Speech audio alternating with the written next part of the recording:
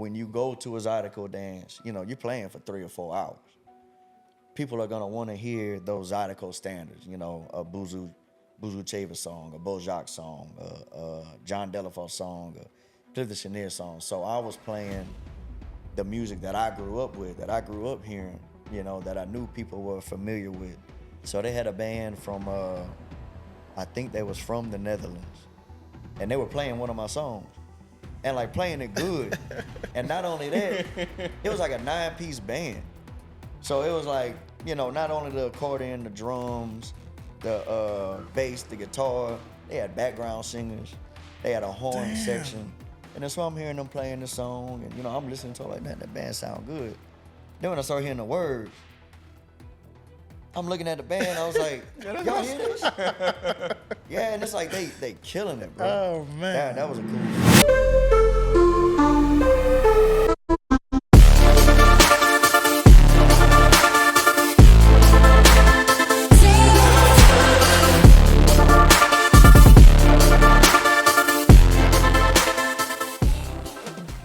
Ladies and gentlemen, welcome to the Haitian Kings Podcast.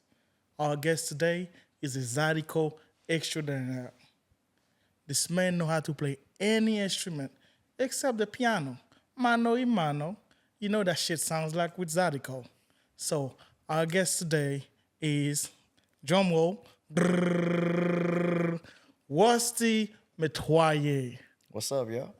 Is that I say the last name really good? That's it, Metoyer. Man, how you doing, man?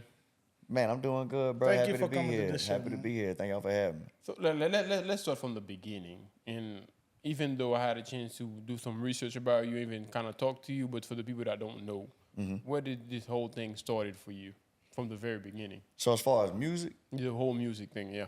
man, I've been surrounded by music since I was a little kid. Both of my grandfathers were Saw Creole, that. Creole musicians. My mom's dad, Cornelius Papillon, and my dad's dad, Louis Metoyer. So my mom's dad played accordion, fiddle, harmonica. My dad's dad played bass and drums. I think he might have played guitar too. So it would be like holidays and family get-togethers. We all meet up at my grandparents' house. And, you know, my grandmother would be cooking a gumbo or something like that. You know, I'm outside with my cousins playing, and everybody's just visiting and everything. But once them instruments started coming out, they started having a jam session. And, you know, once I would hear them bringing the instruments out, I was right there front and center, you know, 4 or 5 years old, all the way up until when I was about 10. You know, that's kind of when it started stopping, because my grandfather, Louis Metoyer, had passed, so the jam sessions kind of stopped a little bit. But up until that age, I was like just submersed with it. I was completely in love with music from a young age. You know, I can remember the first 2 CDs I bought. I had my birthday money one year. I was 4 years old. I remember the first 2 CDs I ever bought was a Space Jam soundtrack and the Temptations' Greatest Hits. Now I'm 4 years old in the 90s. Like, my parents are like, man, what you know about the Temptations? You know, that's 60s, that's our time. Yeah. But I was just so in love with music and so versed in music from a young age. Like, I knew their music. I knew what good quality music was from a young age. So basically, I've been surrounded by it my whole life. It wasn't until about 14 or 15 that I picked up the accordion and wanted to try and learn how to play it, because by that time, my second grandfather, Cornelius Papillon, had passed. And, you know, I just wanted to pick up the accordion just to be able to play it for my grandmother, because at that time, my grandparents lived with us. You know, we took them in. They were getting older in age. And, you know, I just started kind of messing around with it. I would try to play it, and it didn't sound too good, so my parents would tell me to go practice outside, and I would go practice outside and keep playing it. And eventually it started good enough. It started sounding good enough, I could come back in the house and play it again, you know. So that's kind of how I started. And, you know, as far as being a professional musician and playing with a band and stuff, I was my senior year of high school, I started playing my first few little gigs. And, that was fun, but I still don't consider that me being in the music business because I didn't know nothing about the music business at that time. And, about 20 was when I really started being serious about, okay, I want to have a band. I want to play shows. I want to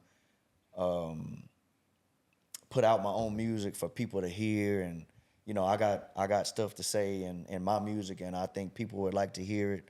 I was about 20 years old when I started doing that. And ever since then, just been working on it, growing my brand, growing my music business, growing my network, growing my relationships with people. And, for the past 12 years or so, I've been grinding at it, and I'm blessed to be able to do it, and it's been a great journey. I've had a lot of ups and downs, but I feel like my train is still going up the tracks. Or whatever I got is still going up the tracks. I'm not coming down, and I don't see a come down anytime soon. I feel like I still got a lot to go up, You're still young, but another question that I have to ask you, you said like whenever you were like 20 years old, that's kind of like when you started taking it seriously. So what made that switch? Because a lot of times people got hobbies they grew up with, and then whenever they get older, they start having bills. Mm-hmm. They forget about those hobbies and step within the real world, the 9-to-5ers or whatever. What made that switch within your mind to where it's kind of like, okay, I love this, I'm good at this, I can make a living out of this? So as far as thinking I can do this just to make a living at it, I'm still not to that point yet, because I always want some kind of income outside of music. Because anybody in the music business can tell you, man, it's not guaranteed, that you'll be able to make a living off of just playing music. Some people can do it, but the vast majority of people that try to do it aren't able to. So I've had a job all the way through my journey, but what made me start to be like, hey, I can really have a band, it was actually Harold Guillory. He's a pretty well-known person in the Zydeco and Creole community around here in Lake Charles and beyond. He was kind of helping out with this place called House of Soul. Now, House of Soul was a chicken wing and daiquiri shack on Highway 14. I don't know if y'all ever went to it before the hurricane. I've been there. Before the hurricane, House of Soul was the place. I know exactly it was what up you're on talking and about. popping. It wasn't a real big place, but that's where people went, So he called me up. I was at McNeese at the time. I was either a freshman or a sophomore by that time.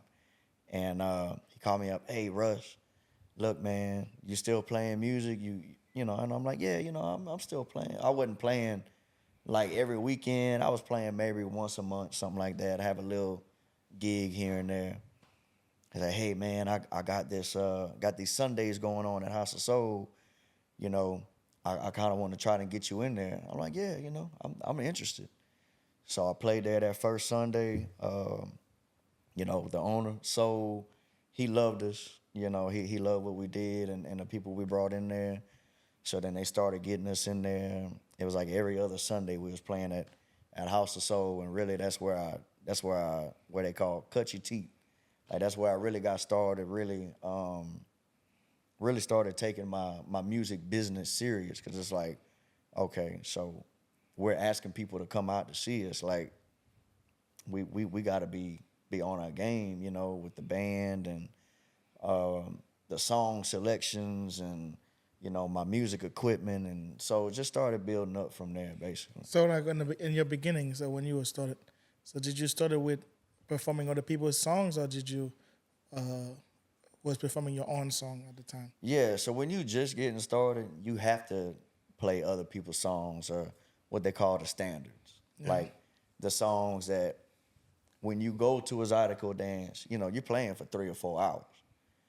People are going to want to hear those Zydeco standards, a Buzu Chava song, a Bojack song, a John Delafoe song, a Cliff the Chenier song. So I was playing the music that I grew up with, that I grew up hearing, that I knew people were familiar with. And, as a new musician playing 3 to 4 hours straight, like that's a tough thing to do, especially when you're not playing your own music. Cause it's like you wanna be able to show people what you got, but what they're hearing you play is other people's music at the same time. You know, so like, yeah, you can play and everything, but man, if I wanted to go see such and such, I would have went see such and such. Yeah. You know. So over the years, you know, I'm writing more music, I'm putting more music out. So now it's like at some point in that time, I was playing less and less of the covers and the standards, and I'm filling it with more and more of my music. And now it's like I can play a full 3-4 hour show of all my music. So right now you don't do no more covers. No, I do. I do. You do? You know, because like I said, it's the standards that people are going to expect to hear. It's like going to, I'll say it's like going to an R&B show and hearing Before I Let Go by Maze. Yeah. It's like a standard. Like anybody that can sing, like if you play that, people are going to enjoy it. It's like playing a Stevie Wonder song or something like that. You know, people are going to enjoy it and relate to it, and then boom, you hit them back with your original music, you know. No, like another question I got for you though, because when I was doing my research about you, I saw that you went overseas, pretty much all around the world, playing your type of music, like especially overseas, like on a whole different continent, and you bring the culture from the South, Louisiana, to the world. In two ways. How did that make you feel? Were you like a bit nervous about it, or perhaps you knew that they would accept it, that culture? So I already knew, not that I was nervous, I was excited, you know, to be able to share my sound with the people. But I knew that they was already familiar with it because of the musicians and the artists that came before me. So like the Clifton Cheniers, and I can't think of nobody right now, but like Roy Carriers, you know, those Rockin' Doopsies, the people that came before me and before the generation before me, you know, they went and took this culture that we have that is really a small culture when you look at the big scale of things. It is. But they took this culture and authentically, you know, took it to these folk festivals around the world, or these blues festivals around the world, or you know, just these culture and ethnic festivals that are around the world. And then once people from outside of the culture hear Zydeco, it's like they fall in love with it because it's so energetic, it's so lively, it's positive. You know, it's a feel-good music, it make you want to dance. And then just that Louisiana spirit, you know, people that take the music with it, you know, usually they'll have that laissez-le bon temps roulé attitude, you know, just welcoming, you know, just welcoming, make you want to come to Louisiana. Y'all come on and see what we're doing down here. So that's kind of what's helped Zydeco spread, you know, it's just the culture, the music, the people, and the food. It all goes hand in hand. And, man, people outside of Louisiana and Texas that is not familiar with it, man, they love it. They can't get enough of it when they see it. How did that make you feel, though? Like, you know, knowing that, like you said, you grew up from around here, and then yet you got to bring your growth to the world, what you've learned, everything you've been through, what you enjoy, and you brought it outside to the world, and you see that joy within it. How did that make you feel? That's the best feeling. Like, what tripped me out when we went to the Netherlands and France, both times when we played out there, when I would be playing my original music that I like released on iTunes and stuff like that, they're out there singing it back to me. Damn. And I'm like, that is crazy. That's crazy. That is nice. I'm looking at the band like, y'all seeing this? Yeah, You know? And at that's the time, legit. That's at the legit. time, I was driving a school bus, so I'm like playing in a whole different continent, across the seas, playing my music. They're singing it back to me, and I'm like, man, that's when crazy. we get That's back cool. Tuesday, I'm gonna be on a school bus. Like this is wild to me. I know That's- what you're talking that's- about. You know what I mean? I know Like, exactly what you're talking that's about. I feel like a man. superstar right now, but Yeah. I'm still regular Rusty. That drive bus 922. Like I'm still him. But as of right now, in this moment, man, I feel like a superstar. Oh man, that was cool though. I Yeah. mean, thinking like, you know, I can imagine like, you know, because you thinking like you go, like you said, you go overseas, across the sea. I mean, you playing your own music. I feel like, man, okay, I don't think those people will even know what I'm saying. They probably asking, man, what kind of song is that? That sounds good. But seeing the crowd reaction to your song, And not that's only got a that, feeling is legit. not only that, when we went to, I can't remember if it was France or the Netherlands. Not only did they know the music, they had a band. So they have Zydeco bands around the world that are like from France, from Germany, from the Netherlands, from Rhode Island. You know, around the world, the people that just fell in love with the culture and stuff and wanted to learn and learn the music and play it out there. So they had a band from, I think they was from the Netherlands, and they were playing one of my songs, and like playing it good. And not only that, it was like a 9-piece band. So it was like, you know, not only the accordion, the drums, the bass, the guitar, they had background singers, they had a horn section. You can't be that. there, man. I mean, Yeah. that's I had was to like, be. that was blowing How's my that mind. feeling? How was that feeling in that moment? Like, That you just was- like, because I mean, you didn't. Let's say I don't know if you expected it, but let's say you didn't expect it, and they just thought it. No, I didn't think expect that it would be at like all. overwhelming. Like, that's my song. That's, you know, Yeah, kinda like, really, what I'm doing, we watching the band. It's like, because we're the next band that plays up on that set or whatever. So we backstage, or we might be mingling with the people out in the crowd or whatever. Yeah. And then so I'm hearing them playing the song, and, you know, I'm listening to it like, that band sound good. Then when I start hearing the words, I'm looking at the band, I was like, y'all hear this? Yeah, and it's like, they killing it, bro. Oh man, That was a cool feeling. yes. Because I when can like imagine. when also I saw that to an extent, just kind of like, I'm sure you already know that you're like a superstar within the community, not even the community, but within the state, between Louisiana and Texas all together. And I even saw that you met the governor of the state. How was that feeling? Was it the governor or was it the? I think that's what I saw. It might have been the governor or the I know I met the lieutenant governor because I did a lot of work with him. He does a lot of the stuff with the tourism and everything. Billy Nungesser. So I mean that was great, you know, because like I said, when I started working with them, I'm young, man. I'm like 24, 25,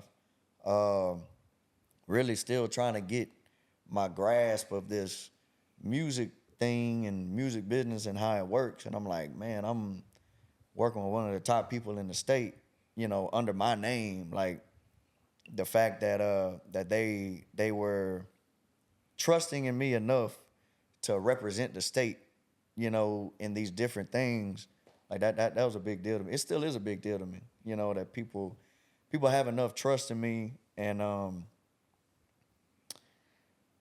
I can't think of the word right now, but like to trust me to take our culture and represent the yeah, culture in that sense. represent the culture, represent the state, represent the city, represent myself, and that you know, that they know I'm doing good by the people of Louisiana or the people of Lake Charles or the people of the Creole community. But did that feel like, I guess, at a young age, fishing all that, did that feel like a bit like too much pressure? Not too much pressure, but it did. I did feel it. I'll say that. You know, so like while most 22, 23, 24-year-olds might be Partying out enjoying in the their club, life, doing their you own know, thing, you and know, here you are carrying a whole culture in your back. And yeah, doing basically that's kind of what I felt like. It's like that'd be fun, you know, to be able to experience that. And I did, you know, I did a little. I would go out with my friends every now and then, but as far as like that college experience type thing, I never did because it's like I knew what I had to do, and I knew what I wanted to accomplish, and I knew what I could do to mess that up, basically, and I didn't want to mess that up.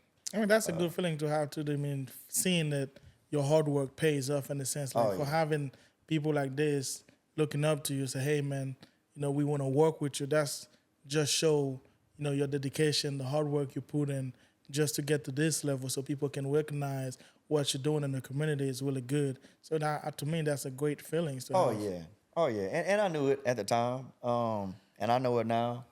You know, But as far as having like the pressure, it's like, yeah, I can't be going out and getting drunk and staying out all night. Man, You know. I can relate to that to a sense. I was just telling him the other day, because a lot of the time if I got errands to run, especially early in the morning, I'll just get up, brush my teeth, pajamas on, slippers on, and go to Walmart or wherever, go get me breakfast or whatever. And ever since we started doing this and people started recognizing me, I'm like, dude, man, I can't just go out whenever I want no more. I gotta make sure I set up some sort of standard. And to an extent, in that sense, I can relate to what you're actually talking about. But another question I actually had for you. You started doing your thing. You're getting the recognition. How did you handle that popularity, the clouds per se? The clout? Within your own personal life. And you got like all those people that got this standard that they put in their mind for you. And then just like I said, you feel like you have the need to match that standard. Yeah. That's a good question, man, because as somebody that's trying to accomplish a goal, you always feel like there's something else you need to do, you know? So if we play if we get on a big show, a big festival, where there's thousands of people out there, it's like, it's exciting to get it. When you get up there, you know what you got to do, you kill it, and it's like, all right, man, that was great. I need another one. You know what I mean? I need what, so I got this one, now I need to get this one. Now I need to get this one. Now I need to get this one. If I'm understanding your question correctly. Yeah. You got it right. So let me ask you this. So you write all your music, right? You write all your Yeah. So my original music? Yes. Yeah, I write all of it. So how do you find your muse? How you get The writing vibe, the to write the words that make it, rhyme. Yeah. So it'll either be through my experiences or people that I know experience. A lot of times my subjects and my themes of my songs come from when we're riding in the van. Like the band is riding and we got a band van that we all go to the gig together. Yeah. And on the way to gigs, we talking mess, talking about life, or, man, at my job, this, that, or man, you'll never guess what happened this week or last week or whatever. So a lot of times I would take those scenarios that I'm hearing just from my boys talking, or people that I know went through, or something that I know is relatable to other people. Because if one person go through it, somebody else going through the same thing. Yeah. Or myself, I'm not out of that either. So basically just people's life experiences, just the average working person, anything that they might go through in life. I'll take that and just try to make a relatable song to them, or to all of us, So like, I can't just sit down and say, I'm gonna write a song about seeing a girl on the street and falling in love. I may be able to, but it's not gonna come out as good if I'm like working, like I'm doing some kind of manual labor where I'm concentrating on something. I'm cutting the grass, or I'm working on an AC unit or something. I'm concentrating on something. Then stuff is just coming to me. So I know what you're talking about. I keep working. Words keep coming to me. So now I'm humming to myself. I'm getting the melody. From that, the words start coming. So I'll just keep working. And now once I come up with at least a verse, I keep repeating it to myself, because I be forgetting. Keep repeating it to myself. Keep singing it to myself. Then I pull out my phone, a voice memo, record that first little verse, go back to working or whatever. The hook may come to me. Go back and record the hook. Driving home from working, the second or third verse come to me. So then by the time I get home, I got the whole song. And then I record the whole thing on my phone. And then from there, I go to the studio. And put that down. But being a Zydeco artist yourself, thing is, like, if there's like anybody from the past, like any other previous Zydeco artist that you feel like, okay, they inspired me to an extent, it's kind of like you want to like model your work after them? Oh, yeah. I don't know if I would say model my work after them, because I don't want to do I don't want to sound like anybody else, and I don't want to base my music off of anybody else. But definitely, as far as influences, you know, I grew up with the old school Zydeco, you know. Even if it's your grandfather's, like I'm not saying you copying the work, but it's kind of like the way they dance, or somebody looking up to, like you looked up to them, to I kind of like want to achieve what this man achieved with my own way. Absolutely, man. Bojack to me was a rock star. You know, he had a tour bus, he had a limo, he had, man, they were everywhere, Australia, everywhere. You know, Bojack to me was a rock star. I don't know who that is, but. And, well, I know y'all don't. But if y'all would look, I'm sure people that's watching this gonna know exactly. Yeah, if y'all would look up Bojack and look at old videos of him playing dances or whatever, y'all gonna see what I'm talking about. I'm like, man, this dude is off the chain, you know. So definitely, you know, Bojack is a big influence to me. Buzu Chavis, from, you know, being from Lake Charles. What about Chris Aldwin? You know, I listened to Chris growing up. You know, especially Double Clutching, you know, when him and his brother Sean was doing the band together. Man, that's one of the CDs my parents had, was Gonna Be Just Fine by Double Clutching, you know, so I wore that CD out, you know. That next one, Turn the Page, I wore that one out. My parents had Moving On Up by Keith Frank, I wore that one out. I wore out Standing Room Only by Step Rito, I wore that CD out. You know, because I only had access. It's not like now you got the internet, you can listen to whatever. Yeah, yeah. I only had access to what my parents had. You know, there was another Step CD they had. More Yesterday.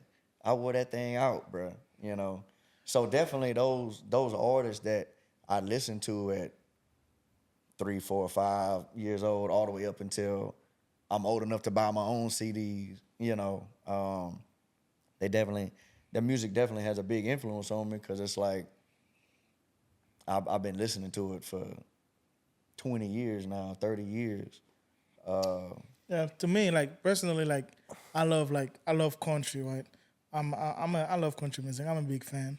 But when it comes to Zydeco, I like Zydeco. I ain't gonna lie, I love Zydeco. But like I told you off camera, but my only problem I always have with Zydeco, I'm a big troll when it comes to Zydeco. I feel like the first song is hit. Oh, yes, good. Second song, yeah. But the third song is just the same rhythm. And it's just like, man, all right, I don't have enough of this. Like, you know, because sometimes you don't even know when to me, you don't even know when the song change. It's just like, it's the same. And after a while, it become repetitive. I mean, I come from Haiti. I mean, we got two keep that in mind. We got a different background. So we talked about it. Makes perfect sense, because I can see from the outside looking in. Really, the drum beat, all the drum beats you're gonna hear is dun dun dun dun, or dun dun dun dun dun dun, or on the one. Dun, dun, dun, dun. But for us as musicians, for us as Zydeco musicians, at least for me, I'm writing it a little bit for you to hear it and listen to it. I'm mostly writing it for you to feel it. You know, so it's the feeling really that takes you through the whole night of hearing dun dun dun. Because the songs have different feelings.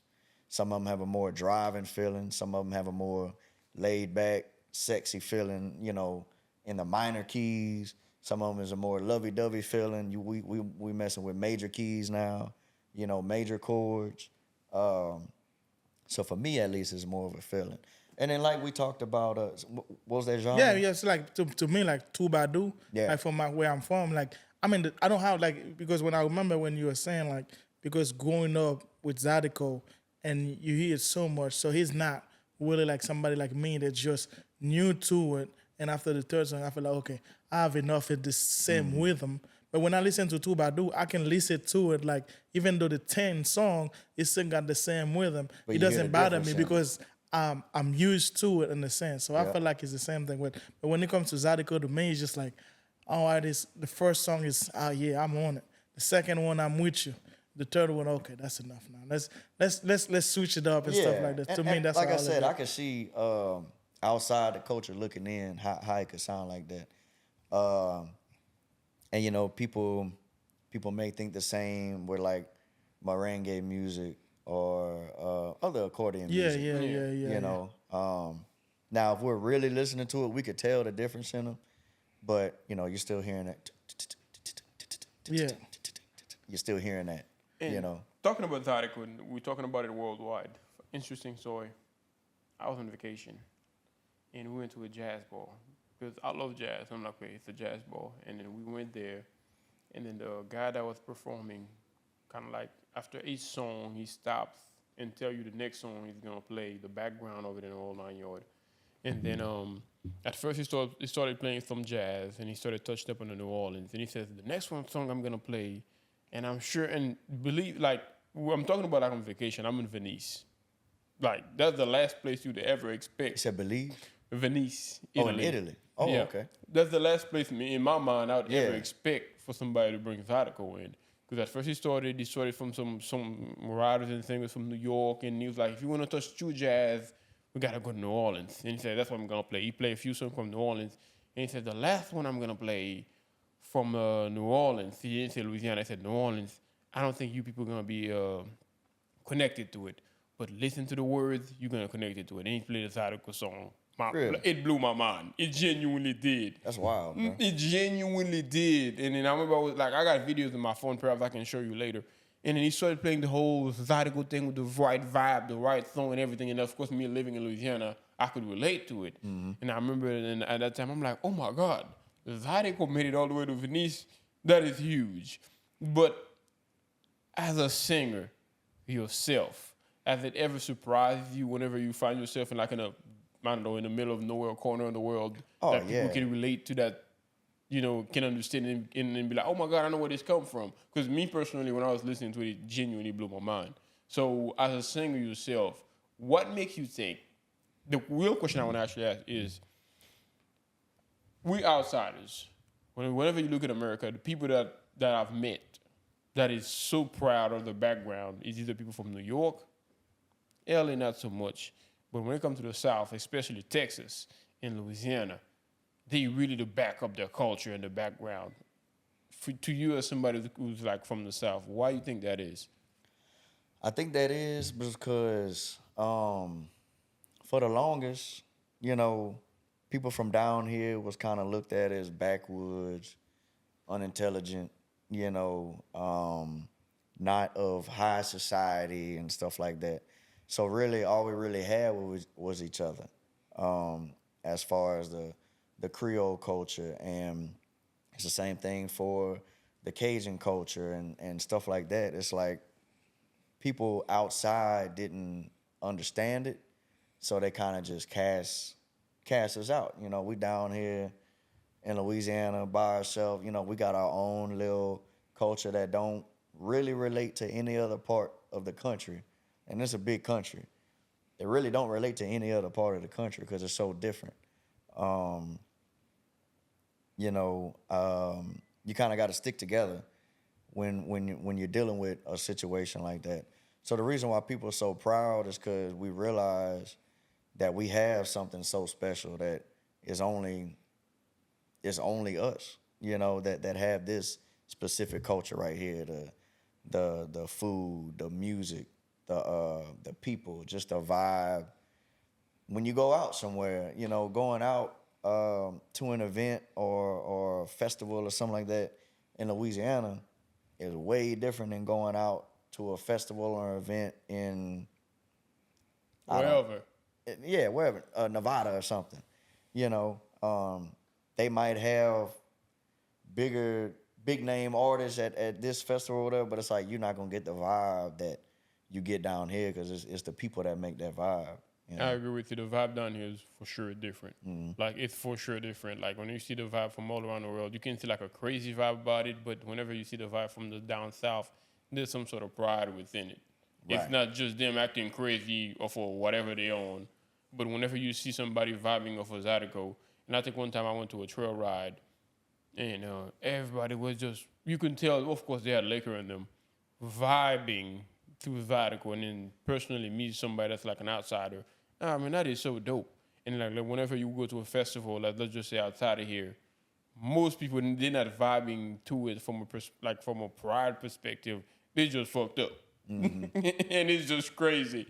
But to me, what I like about it too is just seeing when you go let's say you go to a festival or you go to the club and they playing Louisiana music, and then when everybody started do the dance, that's pretty like this is amazing. Cool. Even cool though I as don't know how to shit. do it, It's I'm just cool I'm as just shit. watching. I It's think cool it's as shit. easy. But and there's also like something about Zydeco that bring the South out of people. And I remember, like I told you last, I went on a date with somebody, and then they went to a Zydeco thing. Of course, we don't know how to dance Zydeco, and usually she's like uppity, dress, heels, and the whole 9 yards. But the fact that she knew she was going to a Zydeco thing, I'm talking about jeans, boots, cowboy hat, and the whole 9 yards. What like the touch up on that? Like as ignorant as we are, touch up on that. So that like that's another part of the culture, you know.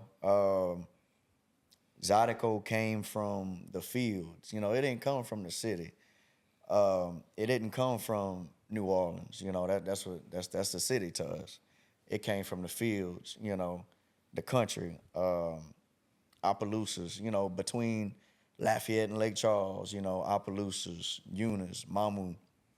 It came from people that was working in the fields, basically, you know, and when they would finish their work, you know, they would play music at night. That was the entertainment. They didn't have no kind of movies or nothing to go to. I'm talking about back in the 40s and 50s and 60s, you know. They would go to people's houses, like a house like this. They would clear out all the furniture. They would bring some guys that played the accordion and the scrubboard and the fiddle, you know, and they would just sit down and play. The people would have a party in their house, you know. That's what it started from. So stemming from that, over the years, you know, when Zydeco started making it out of, they call it house dances. When Zydeco started making it out of the house dances into the clubs, well, you still got the same people from the country that's going to the clubs. And the people from the country, they wearing boots, they wearing cowboy hats, they wearing jeans, you know. And as the years progress, that's kind of one thing that stuck, you know, the country lifestyle of it, the trail rides, the horse culture. You know, it's a big horse culture. And with it being, this is a black Creole country culture. So that's like way different than you might see in any other part of the country, you know. A bunch of you know, young black folks that is riding on horseback, riding down the road, hundreds, you know, riding down the road, and everybody going to the place where they having a dance, and then they put their horses up and they come and dance. You know, they've been drinking beer all day, they've been drinking whiskey or whatever they've been drinking all day. You know, they get off their horses, they put them up, and they come to the dance. So they still in their cowboy boots, they still in their dirty jeans from riding a horse all day, you know, sweaty shirt. You know, they might come about the shirt. They might be so hot, you know, and drinking all day. So when people think of Zydeco, as far as the fashion of it, the first thing that comes to your mind is your boots, your jeans, your Western hat, or like Western brands that you're wearing. But that's not always the case, because, I mean, y'all can go to a Zydeco dress like y'all are now. People not going to think twice about it. You know, you can really wear whatever you want. It's not a... No, I'm going to let you finish. Go ahead. Yeah, it's not like you have to come over here trying to dress like the local people dress, you know, because some of your local people may be in Jordans. They may be in, you know, Nike shorts and... a suit, whatever yeah, suit. You can wear a suit. Yeah. You know, it don't matter. You can wear whatever, as long as you're coming over there to have a good time. But that's all it is. That understanding of the art that you got, is that something that got passed down? I'm sure, like you said, like growing up, both of your granddads on both sides of the family, you heard them and seen them play and having a great time. But yes, you can hear something and enjoy it, but yet you have no idea where it came from. But clearly, being an artist yourself, you understand the background of it. Is that something they passed down to you, or as you started getting within it, you started to see or perhaps understand the background within it? Well, both. So from growing up, my parents, not just my parents, but my family, you know, our culture is very important to us, because family is a big part of the culture. You know, family, food, music, language. That's a big part of the culture. You know, so growing up, we knew we was Creole, and we knew what Creole was and what it meant and what it was to us. And we knew that Zydeco was our music. So growing up in school, you know, you'd have history class projects or social studies projects. Or even we had Louisiana history, I think either in 7th or 8th grade or something. You know, they make you do the projects with I know the what you're poster talking about. boards and the little folding things. You got to do a big project at the end of the year or the middle of the year or something. Every time I did a project, when it was dealing with social studies or history, I always did it on something about Louisiana or something about the Creole culture or something about Zydeco culture, to where at a young age, 8, 9, 10 years old, like, I know a lot about my culture from it being passed down to me and also from research. So then when I get into playing the music, now I'm really versed in it. I'm surrounded by it. I'm meeting other people from, 50 miles down the road, and they have a different outlook on how they grew up in the culture. And 15 miles down from there, they have a little bit of different outlook on how they look at the culture. So now I'm seeing the culture from all different angles. I'm seeing it from people in Texas. I'm seeing it from people in Lafayette, people in Opelousas, Alexandria, Natchitoches, people in New Orleans, people that migrated to California. I'm still seeing how they held on to their Creole culture and what elements of the culture they held on to in California and how they keep it alive. So through that whole process, I've really learned a lot. I still don't know a lot. I still got a lot I need to learn. But from it being passed down from my family and my own research and just being surrounded by it, I'm able to answer questions that are asked to me. And that's a proud thing to be able to do, because not everybody is able to really know where they come from and what started, what they're passionate about, or what started things in their culture. Like, because like I said, some people enjoy it because it's within their DNA. They probably saw their mother, their grandmother dancing to it on a Sunday morning, whatever, to where they learn to enjoy it. But not everybody else like as knowledgeable about the whole matter like you are, to where they can understand, okay, that's what my mother was singing or dancing to this. That's why my grandfather enjoyed it.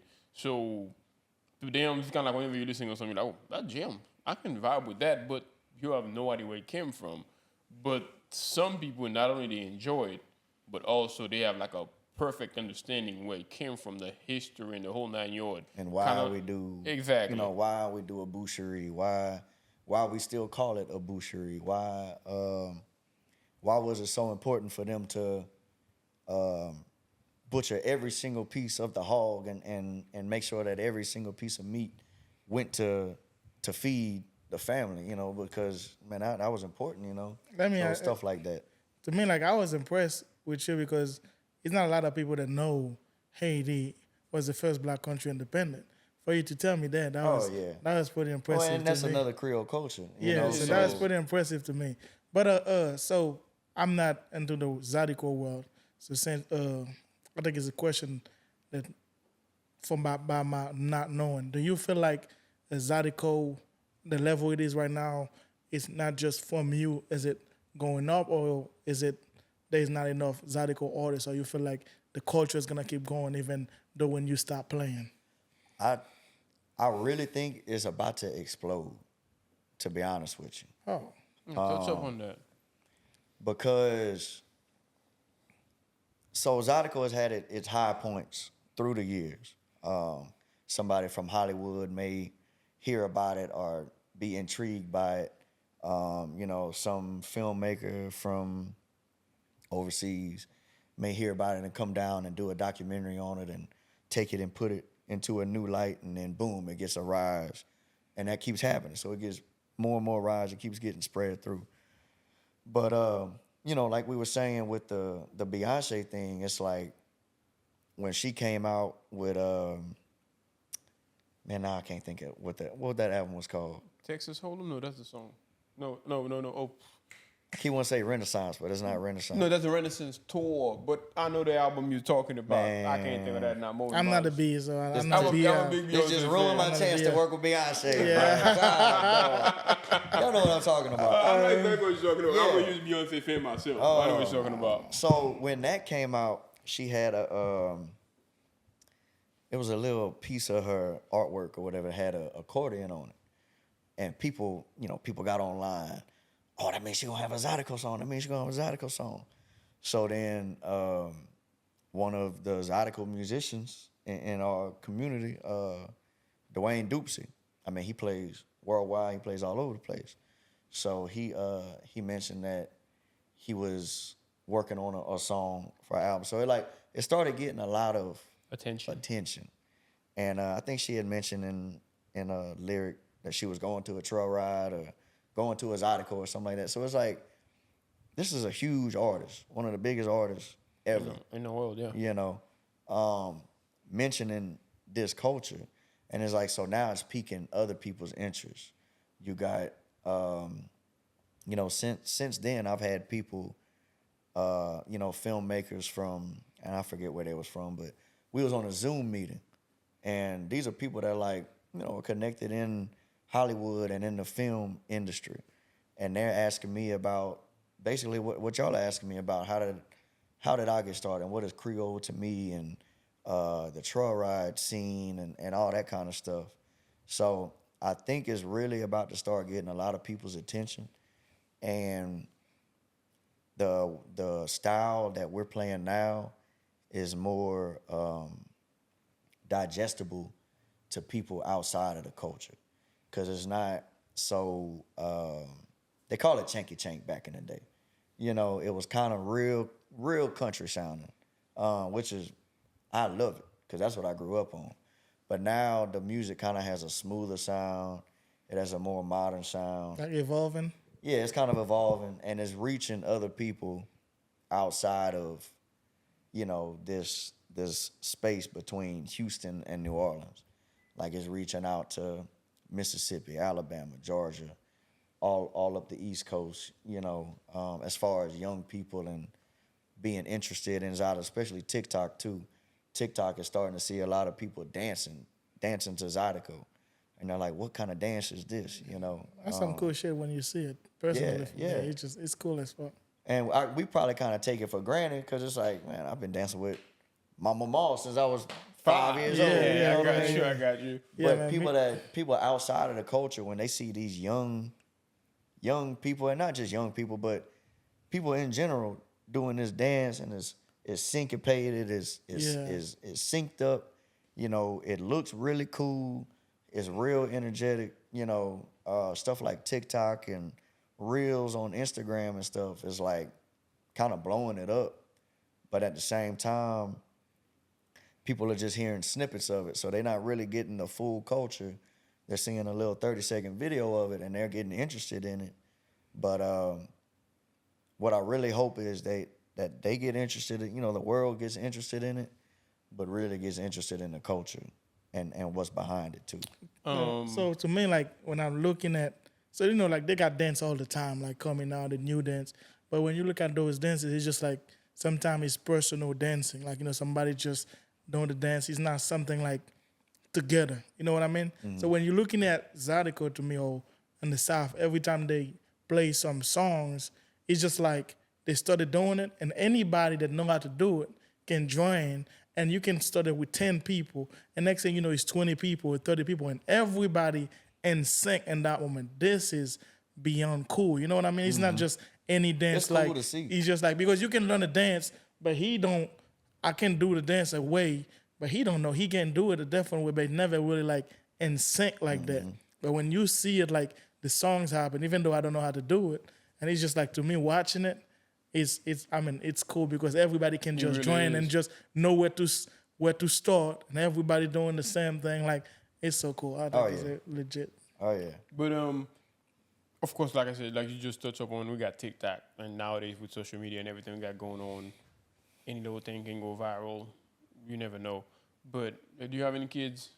Yeah, I got she's 16 months. She not on TikTok yet. But Okay. got a little baby. But are you planning, because we kind of touched up on the whole French heritage things, because like I told you, like a lot of people want me to pass up the French and the Creole culture down to them, teach them how to speak, and I feel like they're not ever getting a chance to use it, so it's pointless. So with you, is that something you're planning on doing to make sure that she's very educated on the Zydeco side of things? Oh yeah, on the Zydeco side, on her culture side, and that's with any kids we have. And the little bit of French I do know, I'm speaking it to her already. You know, when I'm telling her, let's go, allons, let's go. BNYEC, come here. You know, BNYEC, come on.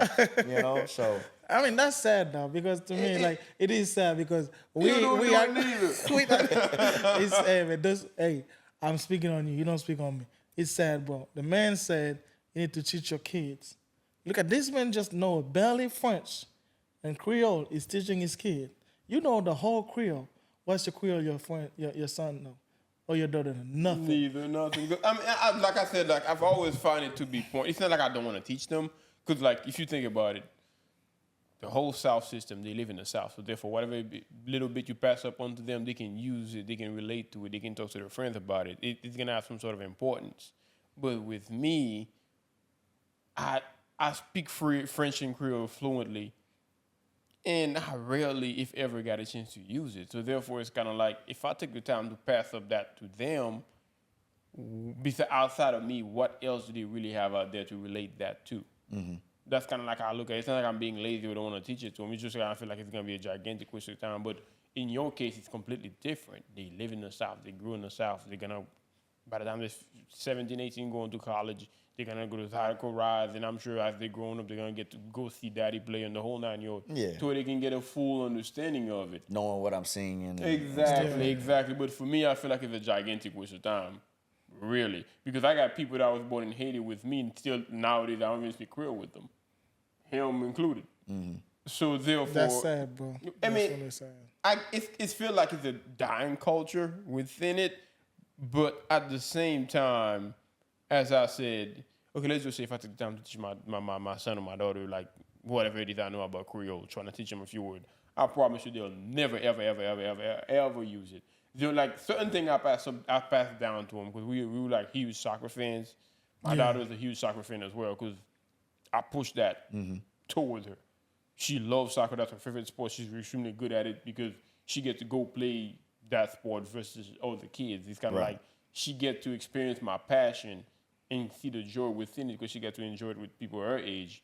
But if I take the time to speak Creole with her, yes, I get the cool aspect of it, but outside of the cool thing, it's pointless.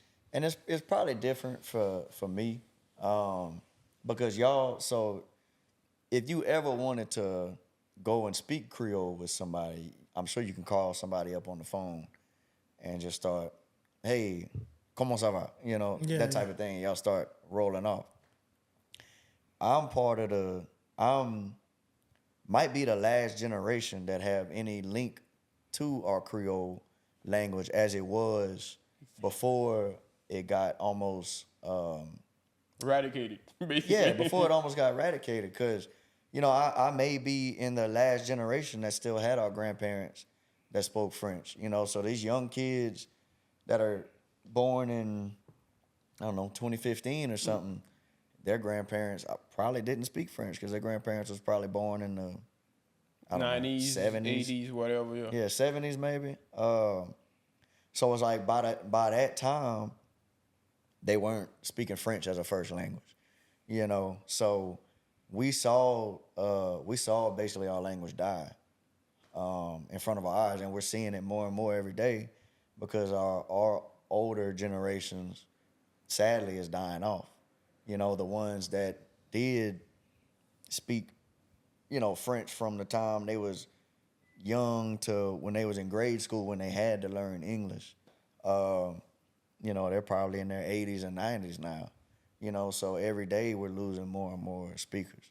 So I think it's got a resurgence in my generation and around, before me and after me, about preserving our language, because we know with our language comes our culture, and with our culture comes our language. So in order to preserve one or another, we have to have both of them still together. You feel like there's any work being done right now just for preservation? There's been a big resurgence as far as work, from organizations that are working with the state to get more and more French in our schools and, just in the community in general. I'm not real familiar on it because I haven't been in that space, but I know like Codafield is one of the organizations. I got to put a plug, my boy, Drake, with Louisiana. I think it's like a French film company, production company that they do to where they do different like series and French series and, just really promoting the culture. He just did a film on, it's called Footwork, where he featured one of my songs in there, Hype, but that film Footwork was highlighting the black French-speaking Creole cowboys of South Louisiana. So like how the language, the cowboy lifestyle, and all that works together. So it's really interesting. And like I said, it's been a big resurgence in the past couple decades, and I feel like it's getting stronger more and more as time goes by. I gotta ask you this. Let's just say if you had a chance to speak with your younger self, and I just say 12, 14, 15-year-old self, and then you had a chance to just give them like a piece of advice after acquiring all the knowledge you acquired over the years, what would you say to them? If I had to speak to my 12-year-old self, I would say pick up the accordion earlier. Start playing music earlier. I was an athlete first, so it's like growing up, sports. That was my whole life. I love music, but sports was my whole life.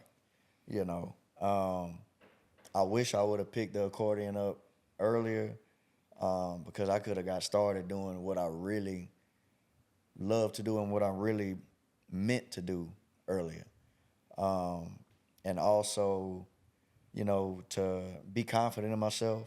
I've always remained humble,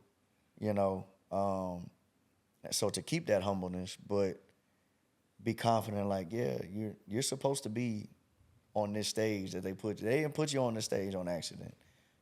You're not in this room on accident. You're not, these good things that are happening. It's not just by chance. It's like, God put this on your life. This is what you're supposed to be doing. It's not just by accident, So I would definitely tell my younger self, have the confidence that you are, good at what you're doing and what you're trying to accomplish, and just get focused on it earlier and start playing earlier. And if you have in the same token, if you had to talk with a 15-year-old or anybody in the young generation right now that would like to get to Zydeco, what advice you would give to them right now? Not just to yourself too. It's kind of like the heads up as of this is what's ahead. In a sense, I get somewhat the same question. Like somebody that's like really related and loves Zydeco, that's gonna push the culture to another generation. Mm-hmm. What would you actually give them? Like if they want to like start a band and start playing. Mm-hmm. I would ask them, do they want to just do it as a hobby, or do they want to really play music, like really have a band and start booking shows? Because that'll make the difference. If you want to just learn how to play, it's a hobby. You can do it on your own time. Yeah, but if it's like looking at kids that's watching you play, like, man, I would like to be the next Worcester. Yeah. So what would you say? That's why I would say, man, you really have to be in love with the music. You have to be 100% like, I love playing music, because it's not an easy road. It's not an easy game. It ain't no get rich quick type of scheme. Especially with Zydeco, it's not a real mainstream music to where, you can go viral and, man, make $1 million or something like that. I don't know what they making, but make $1 million. Like that's not the case. It's still a small genre in the grand scheme of things. You know, you're still gonna have to work if you want to provide for yourself, and if you want a family, you have to work and make it work with your music, make your job work with your music. That's what I would say, because that's what I've always done. You know, always, you never know who you're meeting, who they know, and what they do. You know, so always represent yourself to the best that you can, no matter what room you're in, because you never know who's watching. That's the main thing. Yeah, that's really good. Yeah. I like that part. And towards the end of the show, we got this little quick shoot and draw question type of game that we actually really do. And usually we don't do them in order. We're still trying to get this whole thing figured out really. But it's kind of like quick question, quick answer. If you had to live in a city for the rest of your life, where would that be? If I had to live in a city for the rest of my life, man, Lake Charles, bro, that's my family. I got you. I kind of figured out getting to meet you and I talking. I would go to Lafayette, you know. But as long as my family is here, I'm a homebody. I'm a family man, you know. I love being with my family, so I would like to stay close to my family. So if you had to eat one food for the rest of your life, pizza is not included, what would it be? One food for the rest of my life: rice and gravy. I figured. that dude is like purely from the Yeah, South. man, I can eat rice and gravy for breakfast, lunch, and dinner. It don't matter what meat. It don't matter what meat it is. If it's smothered with rice and gravy, no matter what side, smothered pork chops, smothered chicken, smothered beef, smothered oxtail, smothered turkey necks, whatever it is, I can eat rice and gravy. As long as that gravy is good, I'll eat rice and gravy. Man, you were purely from the South, man. Favorite restaurant out here? Favorite restaurant out here? Man, I got a couple. For sure, I have to say Area 337. My boy Gus. Ooh, yeah. Man. I'm a big Area 37 fan too. Yeah. I love the accent over that song. Yeah, it's just the whole vibe over there. Like I said, Gus, man, he make them drinks good. The food is good. But growing up, my favorite was probably Ball's Fried Chicken. I'm still waiting for them to come back. Oh man, You love Ball's I fried know chicken? what Man, you're talking about. bruh. You love? I'm the only. I mean, Dude, I love that shit. You know what? I'm gonna say something. Man, hey. Have you never had it? Yeah, I had it. No, it's good. I don't think it's that. I feel hey, like bro. you had a bad batch. But nah, You I probably eat had it a many bad batch. times, bro. You had a bad batch. Bro, this is what I Man. feel about butter fried chicken. Okay. It's spicy and salty, so they hide the taste and the salt I love it. and But spicy, bro. that's the whole That's the flavor. whole thing. I love Man, it. that shit I is, love it. man, that shit is. I don't know. Hey, I I'm just saying, loved it. hey, I look, loved it. I'm not saying it's just the hype behind it. Oh my God, boys, fried chicken. I don't love see it. it, bro. I love it. I don't Man, see look, it. when I'm they sorry to pop your the balloon, but it's not all that. Look, when I'm they saying. open back, I'm not willing to wait in line. When they open back, I'm in that line, bro. I don't care how long the line is. Hey, am And I in that relate line. to that. I would I would right there never- behind you in yeah. that line. I would, You know, I would Man, I'm gonna never fill be my on. truck up before, cause I know I'm gonna run out of gas. I would Sitting not. in that line. Truck up. I would not. I mean, I just don't get the hype. Oh, I love it. I love it. I Man, love it. I've never been a fan. And last but not least, favorite song to perform, whether it's from your catalog or somebody else's song. Favorite song to perform from my catalog? Whether it's from your catalog or perhaps somebody else's song. Thinking and Drinking. Oh yeah, I listened to that. Yeah. That was good. Man, when I we like play Thinking that and live, I usually wait till the middle of the show to play that one. Because I know after that, the whole vibe has changed. It's like we get people good and going. You know, the first half of the show, we getting them loose. But once I play Thinking and Drinking, sorry, it's like they cutting up after that. Yeah, I listened to it. I like Taking and Drinking. Yeah. Hey, So man. if you had to sing if you had a chance to make one song with an artist, what would it be? Which artist would it be? Yeah. Bruno Mars. Ooh, I agree with that. I agree with that. Yeah, I I agree love with that. Man, he's so 100%. versatile. Bro. Yeah, she got that jazz within them. Oh Yeah. yeah, oh yeah. I He agree got with that old 100%. R&B. I didn't see that one coming. I but did not see that one yeah, coming. That's like a curve. I Man, didn't that's see one of my favorite artists. Yeah, I really draw a lot outside of Zydeco music. I draw a lot of inspiration from Bruno Mars. You know, I like Talking to the Moon. My favorite song is my favorite song is Grenade, but Yeah, I I said, mean, I he's like Grenade, He's yeah. so versatile. Like especially the latest Bruno Mars. Oh, yeah. He got this jive and the funk to him. That funk, bro. Yeah. I grew up with funk, with my dad, so it's like that's right up my alley, bro. That New Jack Swing, all that sound, bro. It's like I could listen to that whole album back and forth and not get tired of it. You working on any new album you would like people to know about? Oh yeah, so July 2nd, that's gonna be a week from today. I'm releasing my second live album. It's called Coming in Hot, Volume 2.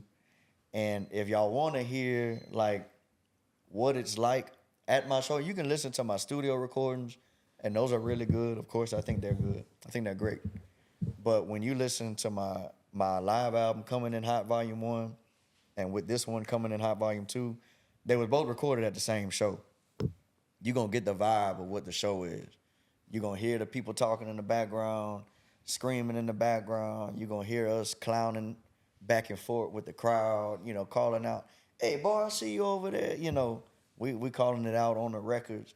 We got, we got Ioway in the house. We got Lake Charles in the house. We got Lafayette in the house, If you want to really feel what it's like at my shows, listen to the live albums. That's really going to tell you. Sure, man. Rusty, man, we really appreciate you stopping by, man. We had a blast. We had a touch man. Trust me, I love being here, bro. This is fun. You had a chance to educate a couple ignorant guys that's come on, man. About the whole, because we're ignorant. We don't know Yeah, we don't know nothing about Zydeco. Like about the culture, and especially after talking with you, that's the beauty of what we do. Like after speaking with like with people from different backgrounds, and we got a chance to see their point of view of things, their upbringing, their passion within it. It's kind of inspiring us to pay more attention to it, especially if they got like some people that's currently watching the show that don't quite know as much, and after hearing from an expert like you, it gives them like a different perspective, like it grabs like a different attention. But once again, Rusty, man, thank you for stopping by. Yeah, man, and it wouldn't be a show, without saying to the people watching, thank you for supporting us. We wouldn't be this far without y'all. That's why we can have people like Rusty come and grace the stage for us, and we can have different guests. So thank you so much for the people watching. Thank you for supporting the channel, and thank you so much, Rusty, for coming to the show, man. That's really a pleasure for me. Thank y'all, man. Merci beaucoup. Merci beaucoup. You have to finish in the French, though, man. Hey, man, that's nice.